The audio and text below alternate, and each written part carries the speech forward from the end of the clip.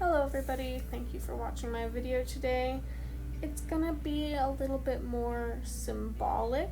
If you've been watching the news, you know that California and Colorado are on fire. I'm sure a lot of other states are. Everywhere is kind of on fire. It's 2020, the world's crazy. But as you can see in this video, my arm is lit up red from how bright our sun was right there. I mean, I can't describe it. The sun was lit up like a highlighter. I feel like no picture will ever do that justice. The sky was orange and ash was falling from the sky. So what do? I decide to paint because that's how we process emotions, right? So yeah, of course I decided to paint, and since the sky was literally orange like I will never be able to describe again, I decided to paint an underlayer of red and orangish before I put my base layer of white so that it would give that underglowing orange look to my painting.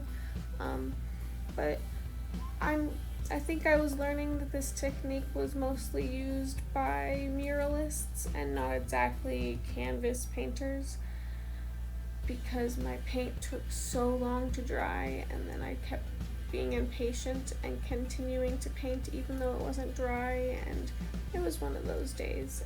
And you know, the sky looked like it was on fire, so we were just going with it. I mean, seriously, the sky looked like it was on fire right above the clouds, like just where you couldn't see it. And so then the clouds were just forecasting this bright burnt orange color across the entire world. It was so surreal. I mean, like, as if 2020 hasn't made the year feel like the apocalypse enough yet. So like a lot of how my paintings go, I initially wanted this to be pretty realistic to how the sky was looking, but I just couldn't get these colors to match. I couldn't get the colors to blend the way I wanted to blend. I didn't make the clouds the way I should have. I didn't add a sun the way I wanted to. By the end of this painting, I was very frustrated and just kind of fed up with it.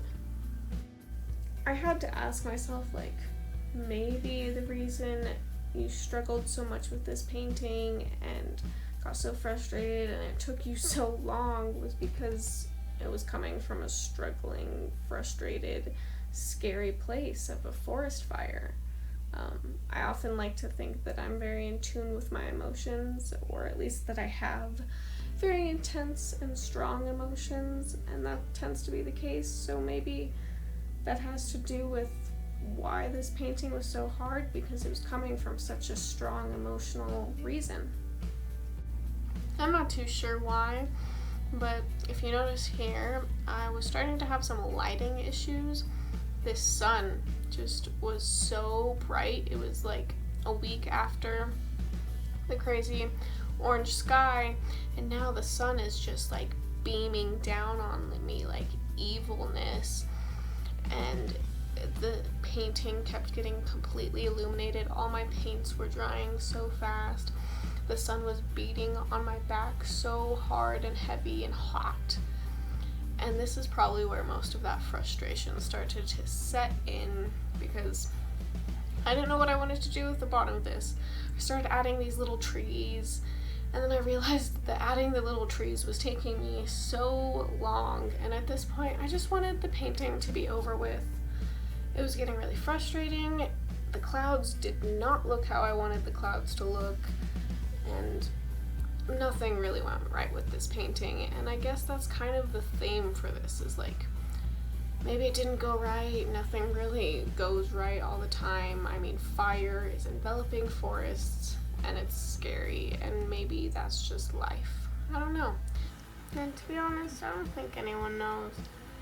So I just decided to finish the painting as best I could. I finished these trees and then started to add some fire, and that got kind of fun, so it made me want to paint more fire, but I was tired, so I kind of ended it. But here I will cue in some footage of the actual world. It was really orange. I'm not sure if this footage is really up to par with how it was in reality, but it is the closest thing we're gonna get. There's a little bit of the sun right there, but it was so highlighter red, you can't even explain it. That's not even mentioning that literal ash that was falling from the sky onto all of our cars, the patio, everything, ashy everywhere. If you watched this far, thank you. If you've been doing anything to help fight these fires, thank you. If you like, thank you. If you comment, thank you. If you subscribe, thank you. And I'll see you in my next video. Bye guys.